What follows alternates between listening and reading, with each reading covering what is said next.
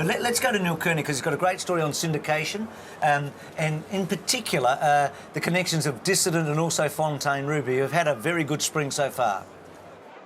One little fella was riding high last Saturday when Fontaine Ruby won the Edward Manifold Stakes.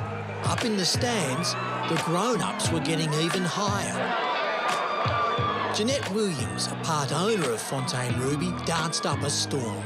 And by the time the filly returned to the mounting yard, Jeanette was wiping tears out of her eyes. Absolutely sensational. We are just so delighted. We're just that excited. I can't... We've never had a racehorse before that was in the country, and he was lovely, but this is beyond our wildest dreams. We are what you call living the dream. Fontaine Ruby has 20 owners, half of whom are female.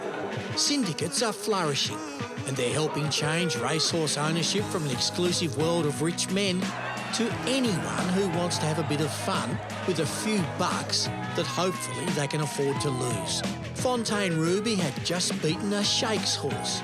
Not many owners hug their jockey or declare their love for the trainer, no matter how irresistible Robert Smurden may be. We love him. Fontaine Ruby's owners are planning a big Oaks Day. When she wins the Oaks, her name will be up in lights. Have you thought about a hat yet for the Oaks? Got one ready.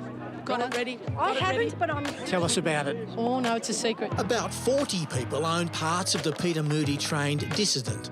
This was at Flemington recently when the crowd watching the presentation was outnumbered by the owners of Dissident. They were collecting the trophy for the horse's third Group 1 win, and they were whipped into a frenzy. This might look like it's the X Factor, but it's actually horse racing. We've got under 1%, like we're in a quarter of a 1%. Winners are grinners, even if all they own is a hair from the horse's tail.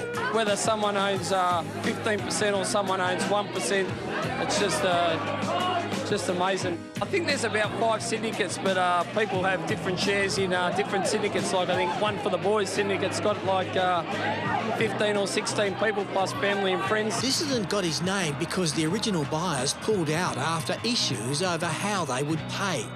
The new owners took over. Do you reckon those original buyers, the Dissidents, would be kicking themselves now? A warning, very few owners clean up at the races the way that the owners of Dissident and Fontaine Ruby have. Indeed, for most owners, the only cleaning up they do is like this. Track fee, vet fee, trainer's fee, jockey's fee. He looked pretty good at that. Now, there is a protest, so you'd say sign off up against